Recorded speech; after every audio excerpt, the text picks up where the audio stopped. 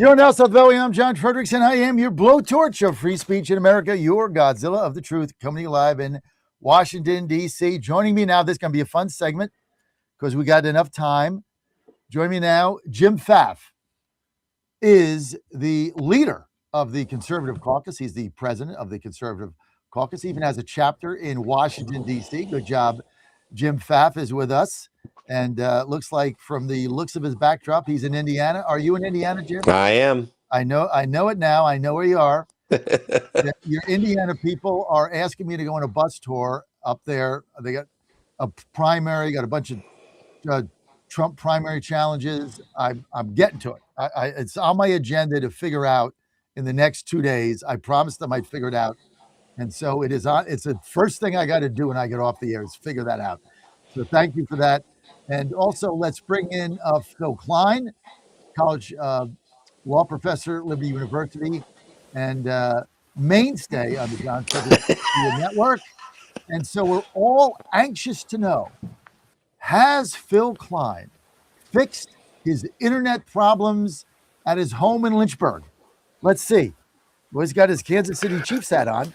Phil, can you hear me? Yeah, Don? Yeah. Yes. And, as long as Deborah is on the roof standing with 1 foot holding the coat hanger against the antenna, we've got good internet.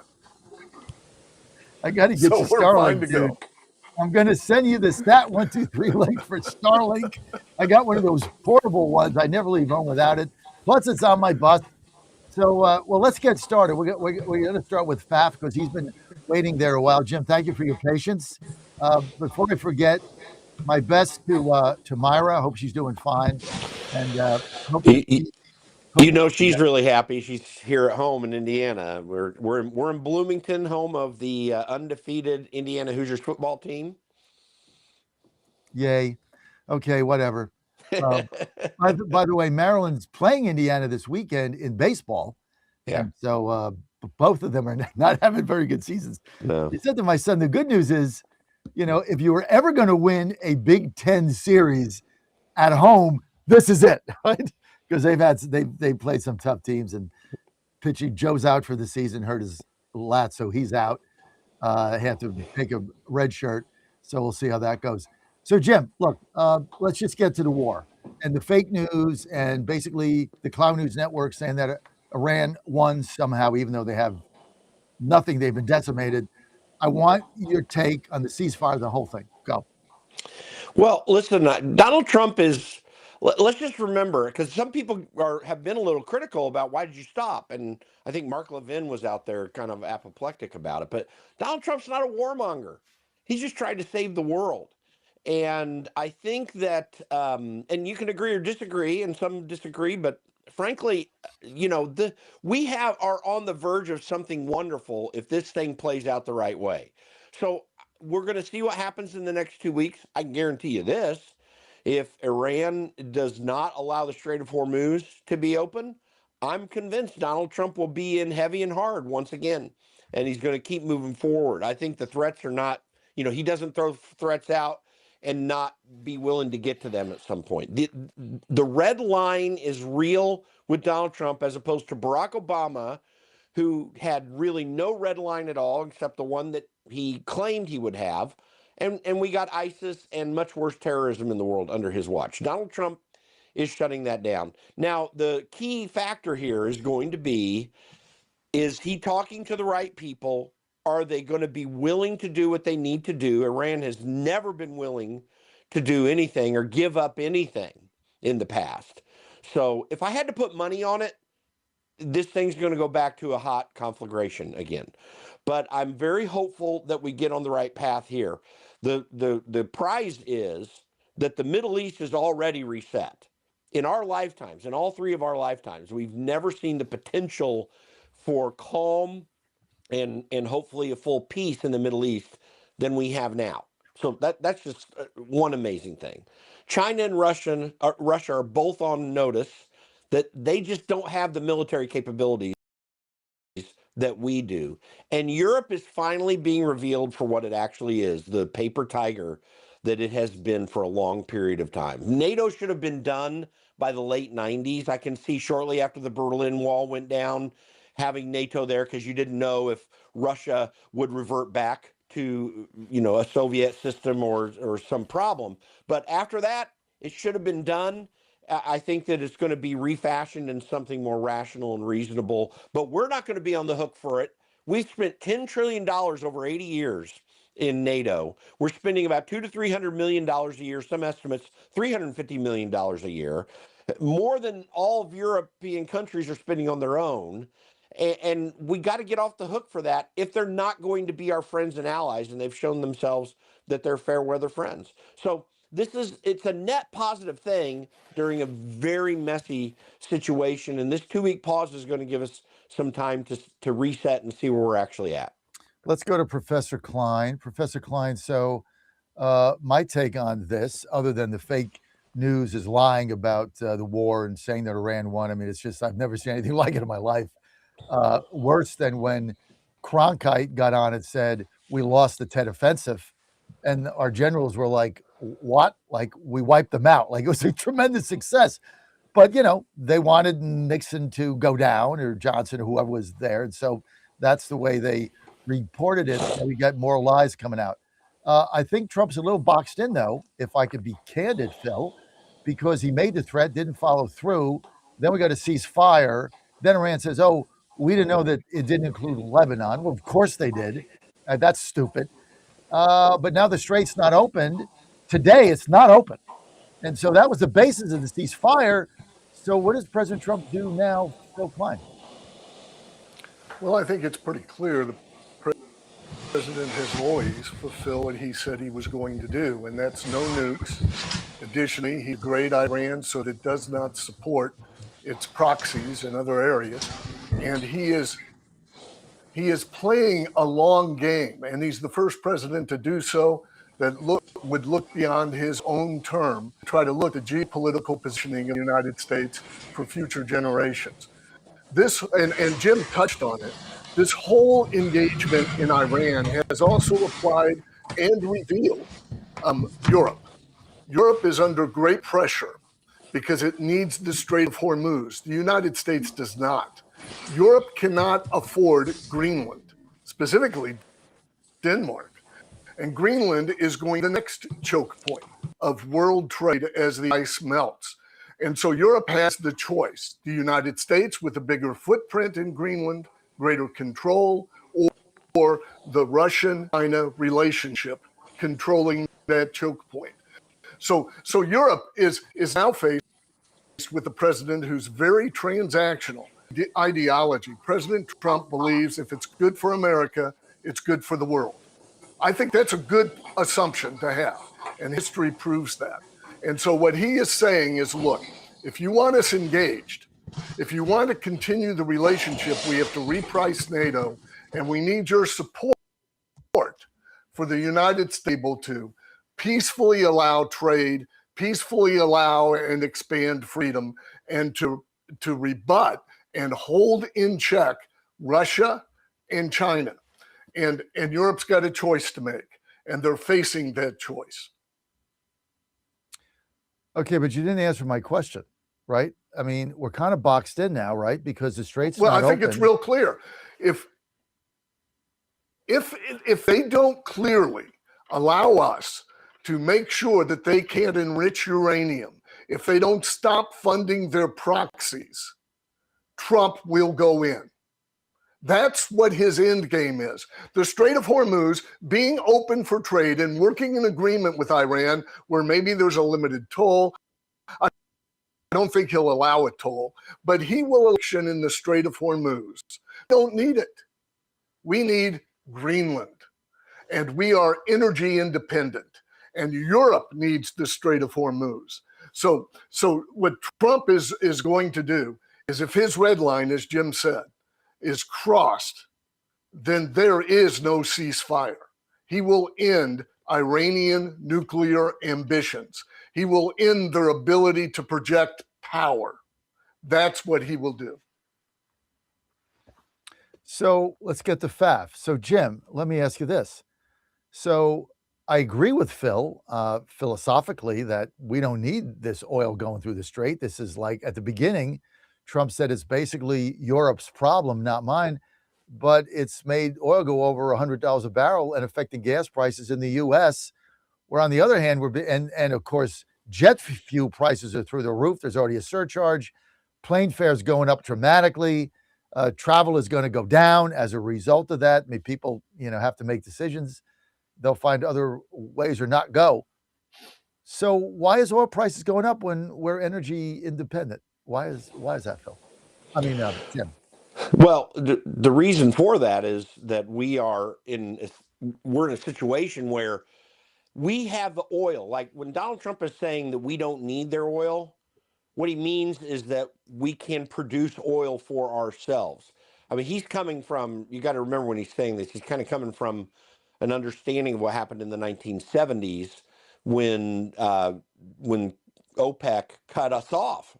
They literally cut us off. We literally were not producing what we needed. And so he's addressing that part of the issue. I think a lot of people don't understand it. Maybe he doesn't understand that they don't. But oil prices go up and down and fluctuate based upon the traders who are going to have to move this stuff in the future, and what difficulties are they going to have. So their stockpiles are not just U.S. or, they're not typically regionally based. They're internationally based. So those prices are going up because of that. Remember, it's a speculative market. All of this high price in the short run, when there is oil out there, by the way, there is oil out there, keep in mind. But this price shock that goes up is a combination of speculation against, okay, we may not know what we're going to be able to move in the future, so we're going to get as much money as we can now, or else we're going to lose all our margins. We have some of our stockpiles held back. The other issue that these people in the market are looking at is the fact that they know there's going to be a backfill in Asia. Asia is the most hurt right now by this oil drop. Certainly Europe is hurt by it, and they are reliant on the oil that comes out of there. But it's Asia, China in particular, but Japan produces no oil for itself, for example. The only oil-producing countries of any note in Asia are Indonesia and the ones in that chain, Malaysia, Indonesia, all that part on the Ring of Fire, as they call it. That's the only place they produce oil in Asia, and it's nowhere near what we produce here or what is produced in the Middle East. So those, looking forward, wondering what's going to be happening, that causes those prices to spike. If you look at the futures market out in contracts that are going out 6, 8, 12 months, those prices are much lower than they are right now. They're down. They've been down in the 70s. So I think that the markets think that this is going to be over in a relatively short period of time. But in the short run, there are obvious disruptions, and that gets priced into the system. It's no fun, no fair, but that's the way those markets work. You want to comment John, on that? I'm not saying that he ignores that concern. He certainly is aware of it. But what I want to emphasize, and unlike what most give him credit for, Trump is thinking a long game, not a short game.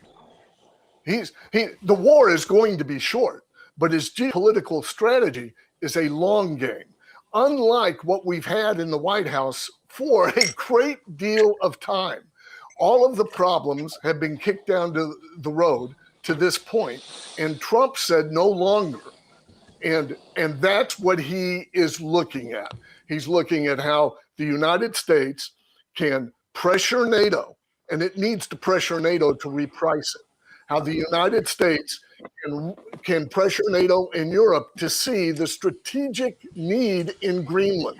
How Greenland is going to be a future problem for the West and the United States unless NATO wakes up. And all of this is tied together within his strategy. But Phil, the problem is whenever Greenland comes up, everybody goes crazy over it. All the NATO goes nuts. All the European country goes nuts. Everybody goes nuts. They don't want to give it up. I mean, how would you do? I mean, and I've been in the Oval Office 2 times with President Trump and Rudy from Denmark, who's the head of the NATO thing, and there's not really a plan to do that. So I mean, I understand why we want it, but whenever he brings it up, I mean, they get such negative backlash. Like, what is the scenario where that would actually come into fruition? NATO doesn't have the resources to make Greenland what it be. There are not deep water ports. The infrastructure investments are too great for Denmark and for Europe to do it. The United States military presence on Greenland is profound, and nobody is limiting that right now. So they are faced with a choice. As China and Russia pivot to the Arctic, Europe is not prepared, and they will realize that. Trump is making them do so.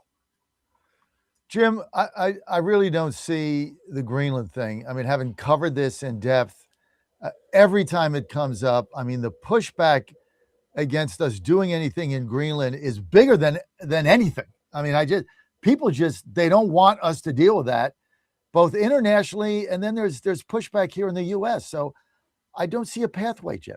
Help me here.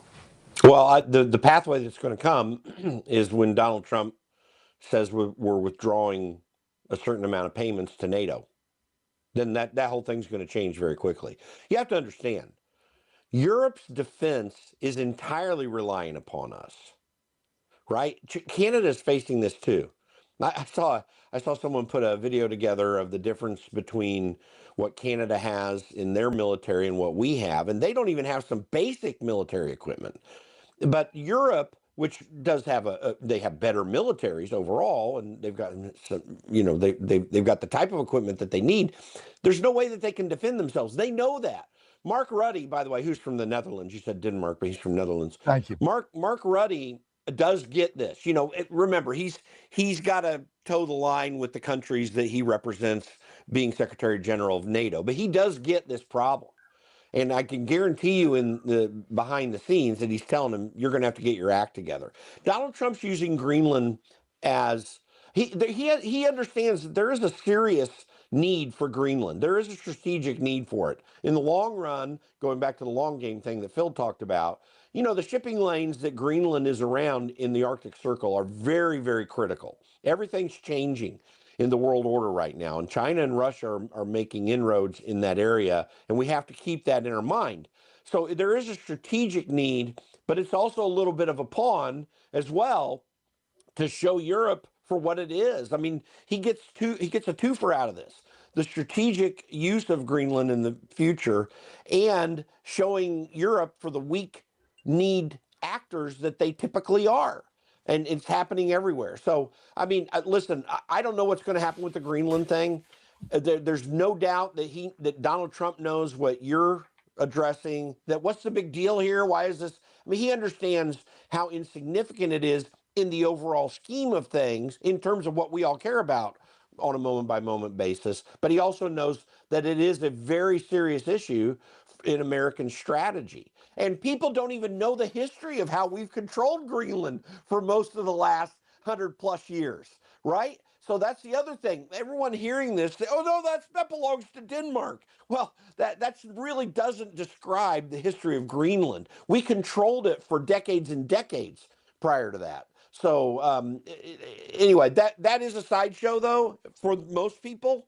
What's really at stake here is a realignment of NATO into something that's useful if it should exist at all. And Donald Trump doing that is putting things back in order in terms of our relationship with Europe. We have not been told as an American people how weak the partners Europe was. Great Britain was fine until Keir Starmer came in, and maybe slightly before that they started to tank. So they've always been a strong ally, and the rest of Europe has not been. But now people are understanding what they're really about. Donald Trump wants that to happen, I believe. It's just part of the win of everything that he's doing. And Europe is going to be realigned with us, and in a positive way. And in Donald Trump's vision, and in the vision I think most of us will end up agreeing with as it plays out. So, Phil, I mean, the best scenario is what Jim Pfaff just said. Jim Pfaff with us, and also Phil Kline, Professor Phil Kline, Liberty University law professor, former AG, Kansas. So, Phil, I mean, what Jim said is right, but do you really see a scenario where President Trump would leverage NATO by actually cutting. I'm not talking about threatening on Truth Social, but I'm actually saying I'm just going to stop the payments, and you guys are on your own, and we're out. I mean, I don't really. I see the bluster, and I see the Truth Socials, and I see the threats, but I really can't envision him doing that, Phil. I think he should, but I don't see it. Well, what tends to happen? What tends to happen is everybody focuses on what was said and not what is done. He has already repriced NATO. NATO has increased, the European countries have increased their defense expenditures. Trump is not trying to end NATO, I don't believe. He is trying to reprice NATO and refocus NATO. And with Greenland, he is speaking boldly, leaves Europe some room to claim victory, even though the United States presence explicitly. So there's a lot of room there. And I think he is working for both. The NATO pressure is increasing because of the reality surrounding Greenland and the reality surrounding the Strait of Hormuz. And those things, I believe, put him in the best position to achieve both an expanded presence and a repricing of NATO. If either of those things happen, which I'm a call me a skeptic. I don't think there's going to be any change in NATO, and the problem with Greenland is it just there's no support for that, and then even the people in Greenland don't want it. It becomes very dicey. So what do? You just go in there and take it over? Well, we're not going to do that. We would never do. You are analyzing it in the perspective of Greenland becoming the 51st state of the United States. And you're analyzing NATO in the perspective of either it's there or it's not. And that's not what Trump is doing. NATO has already been repriced. There's been a significant commitment to increases in defense spending and contributions by NATO as it relates to their gross domestic product. Trump is moving the ball here.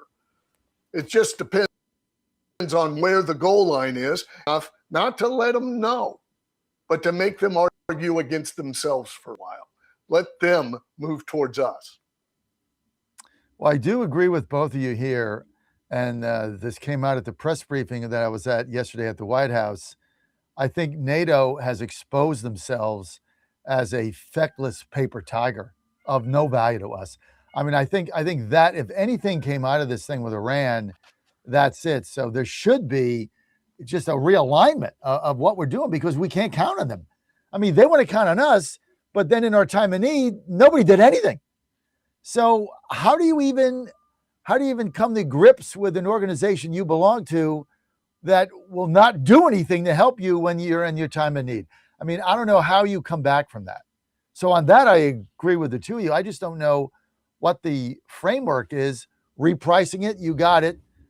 Maybe we just, I mean, the threat of withdrawing, I would love to see us withdraw. Who needs them? Why are we even there?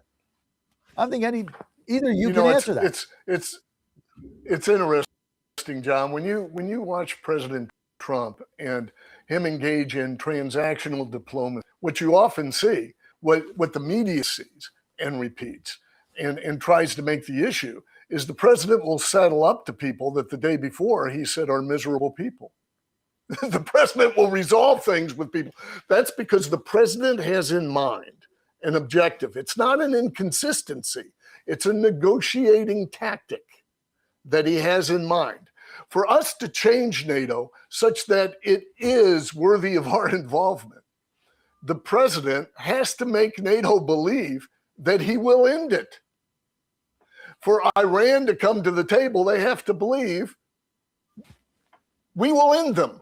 For Greenland to be on the negotiation table, he has to show them how it'll either be Russian or the US. It takes that type of stark display of potential reality for these folks to look past their immediate political needs and the various factions within their own governments to lead. So Trump makes it possible for them to lead by being stark in language. But I've got to tell you, he's got a line that's before making Greenland the 51st state. He's got a Iran that is before ending. He's got to make sure they know that he can do those things. So if the strait doesn't get opened in the next day, right? Because now it was open a little bit, but now it's not open, but then maybe it's open, but it's not, right? Ships are not getting through to the extent they promised. And of course, Iran is blaming the fact that the ceasefire was obliterated because Israel's bombing Lebanon, and they lied and said they thought it was part of the deal, which is the stupidest, most ludicrous thing I've ever heard in my life. I mean, if you make a deal, you know who's in the deal. It's like so stupid, but they lie. So I guess my question, and then I'm going to bring Ox in. 3 days go by, strait isn't open. What happens? There is no ceasefire. There is nothing. Jim? Immediate military action. I mean, there's just no doubt about that. If he doesn't, everything will be lost. And then his critics will have something on him.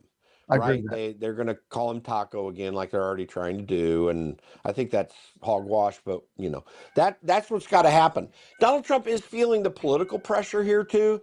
I mean, he's more resistant to giving in to mere political pressure than just about any politician you're ever going to run into. But he still does have to take that pulse, and I think that he's attempting to show a small degree of magnanimity in this situation to try to get things to where they ought to go. I know that he does not want to stay in this war as a forever war for a long period of time. That's just off the table for him, but not at all costs.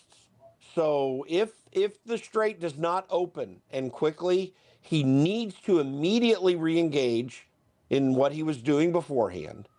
Go ahead and take the measures that he said he was going to do it in a surprising way, which I predict. He's not going to announce anything to anybody when they set off to do what they said they were going to do the other night, if they didn't make a deal. I think he'll do that immediately, and he needs to. That will make, that'll make this whole thing change, and it's the only path that we can take at this stage. Jim, I'm in total agreement with that, and I don't think there should be any more truth socials or threats. Just start it. And basically the comment is, hey, here's what happened. They violated the agreement. Strait's not open, and hope things work out. Let's bring in Dan Oxner of the Ox from KNSI, the voice of Minnesota. Dan, thanks for joining us. You're on with Professor Phil Kline, Liberty University. Kansas City Chiefs fan, obviously. Of course, and they suck, but that's okay. Titans suck too. And Jim Pfaff, I don't know he's a fan. Jim, who's your football team? NFL, it's the Colts. As I tell people, course. I'm from Indianapolis. We run a little race there you might have heard of. Know that. Born and raised Colts. Yeah, Colts. Didn't you guys start off 7-2 and the then Baltimore Colts lose Didn't you guys start off like 7-2 and then lose all your games? Yeah, and they had Rivers or something? Well, remember they had to bring Phil Rivers in from about 2 or 3 years of retirement because the quarterback got injured, and that caused a lot of problems. They're a pretty solid team. They're not like they were in the Tony Dungy days, admittedly, but they still can play some ball. And if they had got this quarterback situation figured out, and then he got injured, so this next year should be much better. Best coach you ever had, Jim Mora. Playoffs. Okay. I played golf with Jim Mora one time, many years ago, and I liked him. I thought he was a great coach. He's a nice guy. I rode. My only story with Jim Mora is I rode down an elevator with him. I forget. I guess it was in Indianapolis or Nashville. I don't remember. Probably Indy, but Indianapolis was playing the Titans. And it was the semifinal. This is the year the Titans went to the Super Bowl. So it must have been in Indy, right? Had to be there because they were at home. And because I'm a big Titans fan. So Indianapolis Star got me, 50-yard line tickets. And whatever hotel that his team was at there in Indy, he put him up in a hotel. I rode down the elevator with him. And I had all my Titans garb on. That'd be funny. Well, So by the way, people don't know Ted Marchibroda was a great coach for them too, and he he almost was a took them good to the coach. Super Bowl the first time, long before Tony Dungy was there, when Jim Yeah, Harbaugh was quarterback. yeah, So and that was a fantastic year. he also was the first coach of the Baltimore Ravens when they were, I think, the first season when they came from wherever they came from or started. I don't remember now. They came from Cleveland. Cleveland, that's right, the Browns. Anyway, I don't know how I got off on that. Let's bring Ox in. Ox, thanks for being here with us. You're on with Jim and Phil. What's your take on this whole thing now? The Clown News Network is saying Iran won, we lost, Strait's not opened.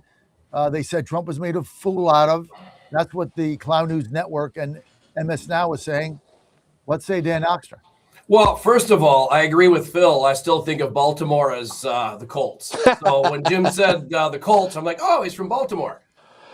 So kind of old timers that way. I can't get used to the Indianapolis thing. A very esteemed panel, by the way. I'm honored to be part of it for a little while here this morning, John. And I tell you, well, you and I talked at CPAC, right? What we're looking for with the Trump administration is some smoothness, right? Let's smooth this out. Let's settle into something and cruise here to the midterms and for the last 2 years of his term. That being said, he's opened up this can of worms with the Iran thing. God bless him for it. We needed to settle this thing, and for all generations, they can be grateful to him for doing this. But yeah, that Truth Social post, I think, threw a lot of people for a loop, and I gotta think, right, like kind of what you were saying and what you guys were saying. Was this something to see how Iran would react, how the rest of the world would react? Now we know, and they've cooled down now. Theoretically, I haven't seen the videos. It's early this morning still, but are there still human shields all around the power plants and the bridges? I doubt it. They're not going to be there for weeks at a time. So once they all go away, and if there's not a ceasefire, then I think you got to go in and go scorched earth on this deal for sure. Otherwise, further Truth Social posts will be further ignored. If you heard, I don't know if you heard it. I think you air Outside the Box with the Ox right away at the beginning of your show, very early in the morning. Yes. But yeah, my take on it today was, this whole thing of tweeting this out and talking about it. Did he chicken out? What's he going to do? What really does this mean? Do we take him seriously now moving forward? He's got a strategy. I mean, this guy, like you guys were saying, this guy's got a strategy. He goes all in, tells the worst case scenario. This is what's going to happen, and he gets results. We did get some sort of progress in the Strait of Hormuz. Right? Are we verifying that there's actually shipping going through there at the moment? I'm not sure that we're getting verification on that, but Netanyahu and the whole Lebanon thing, and if you saw J.D. Vance, by the way, when he was getting on the plane in Budapest, he actually said, and it was edited out in some of the news reports later, but he actually gave the Iranians an out by saying, look, it's plausible that they didn't understand that the proxies were not part of this ceasefire deal. He gave them an out. And so you got a diplomacy with J.D. Vance, totally different than what Trump is doing. And I got to think they're working hand in glove on this thing. So whatever it is, we're not privy to it. I'm glad it's behind closed doors for the next couple of days on this thing. But if we don't get a ceasefire, if they don't open up that strait, international waters, by the way, if we don't get that opened up, then you got to make good on those Truth Social posts. Otherwise, it's just nothing. You're chasing the wind at that point, as Solomon said. I agree with you. Does our other panelist agree with what Ox just said, Jim Pfaff? I do. I mean, Trump, listen, Trump's going to follow through. He is not going to be made to look like a loser. Like this is one of those times where the best strategy is for him to follow through on all this. And if he doesn't, he will look like a loser. And this is one of those times where his, his disgust of looking weak will play out and also be the right thing. So, no, I think he'll follow through on it. He posted last night that they're reloading and ready to go. And but he was touting, and if there's not an his words were, and such time as a real agreement reached is fully complied with.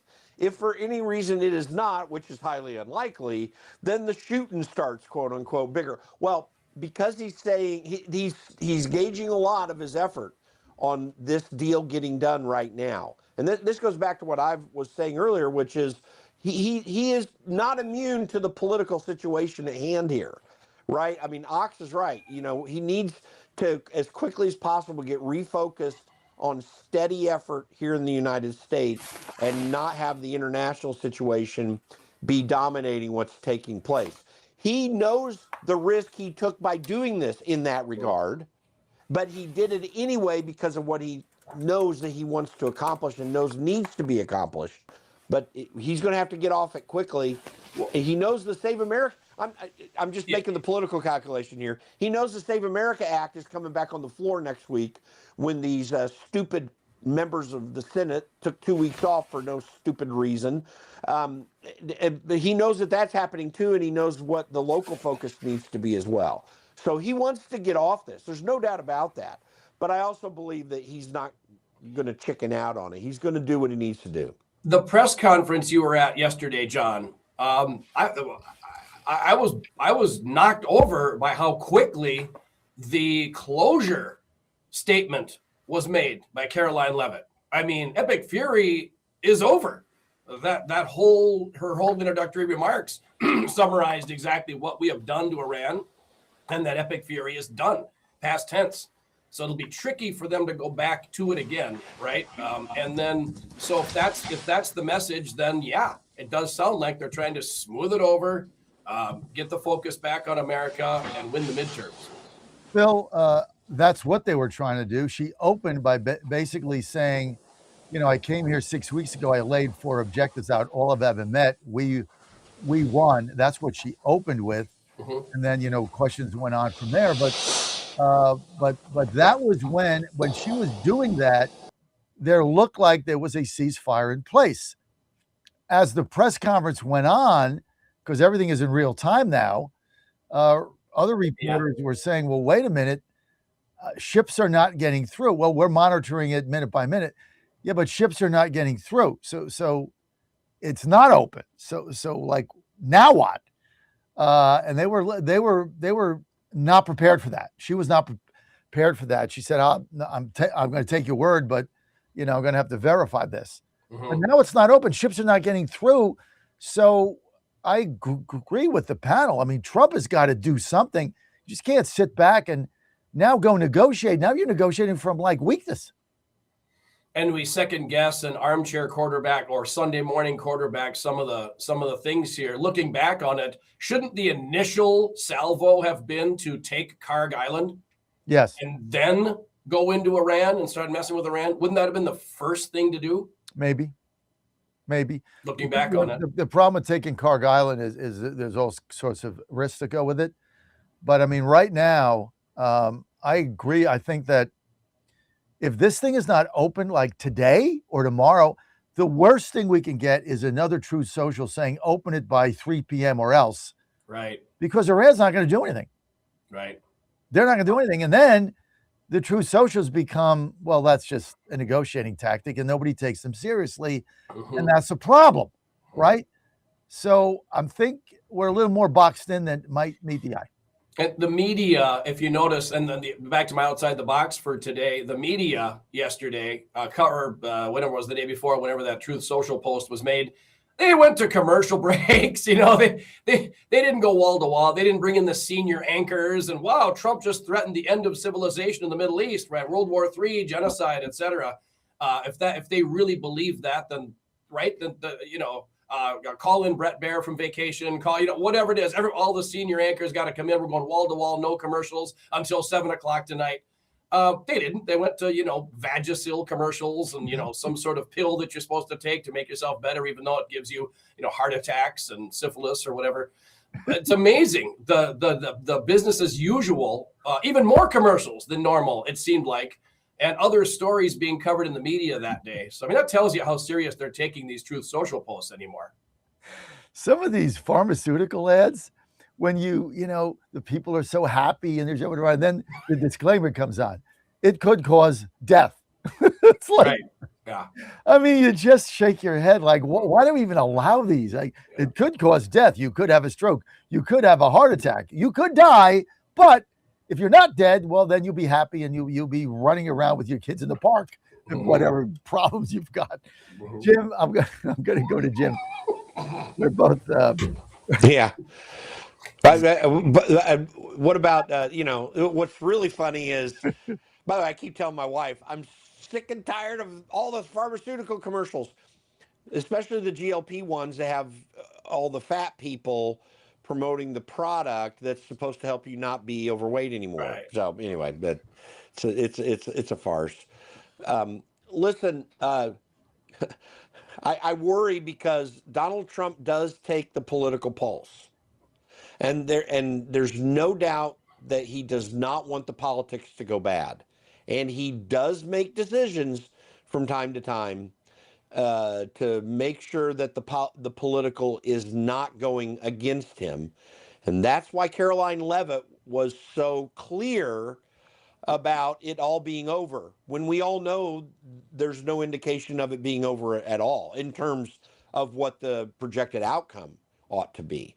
So this is going to be an interesting week watching this play out, and we're going to see a lot more by the weekend.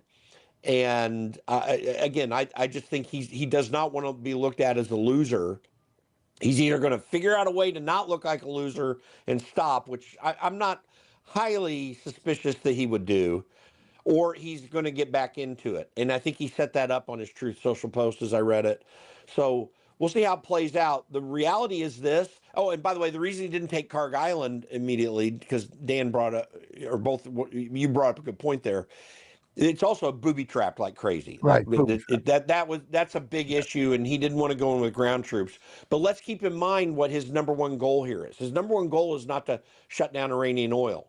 His number one goal is not to make it impossible for Iran to be able to function as a normal country in the future. His number one goal was to get rid of the mullahs and to get rid of any possibility of nuclear weapons. That is consistent with what he's been saying for decades, is the great concern with Iran.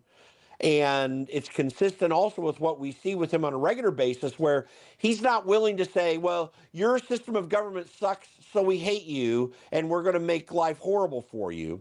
If you're a bad actor, he's going to treat you like a bad actor. He's not trying to tell you how to run your country. He's just saying stop running it in a way to promote terrorism and nuclear destruction. And that's his entire goal with Iran. If he feels like he's gotten to that, or he feels he can't and has no way to do it, then he may pull back from it. Otherwise, he's going to pursue it to the end. I really believe that. Ox, to your point, when the press conference started, it appeared that the ceasefire was real and that the strait was opening. So therefore, she declared victory, and there was a pathway to get out. 2 weeks, they'll negotiate a settlement, and then the wheels came off. During the presser, they came off, not because of anything that Caroline did, but because changing events while she was up there. And the strait didn't get open. And then we had the Lebanon situation, and then et cetera. And then you got the, CNN basically saying Iran won because we accepted this 10-point deal, which he said we threw in the garbage. So the whole thing became very muddled. And now the other thing is that you guys have to realize here, and then we got to give Dan the final word. Iran is looking at the polling in the United States. They know the majority of Americans don't want this war. They don't support it. So they figure if we just wait it out, the political pressure will become so intense that Trump will cave. That's part of the calculation. Dan, I'll give you the final word. We got to go. Just a quick thing. Let's forget about Cuba, right? Let's get this Iran thing done, and let's just forget about Cuba. I do plan to go to Greenland, though. I met some Greenland folks at CPAC. I've been invited to Greenland. So hot talk with the Ox live from Greenland before the year is out. Mark my words. Look, call me from that, because I met that same guy who invited me also, and but I didn't do anything with it. But if you go, I'll go. Okay, we'll take the megabus. It'll be great. Well, we can't do that, but I will definitely go, and we'll do like 2 days in Greenland together. Okay, up to date. Honestly, let's do it. Yeah. I think that's a great idea. Okay. No one asked me. Meet you there. Oh, sorry. You're welcome to. Yeah, Jim, you want to come? Sure. All right, Pfaff's in. Guys, we got to go. Jim Pfaff, Phil Kline had to get to class. Thanks for being with us. Dan Oxner. Ox, people want to follow you quickly. Where do they go? At Hot Talk with Ox or KNSIRadio.com. Jim Pfaff? TheConservativeCaucus.com.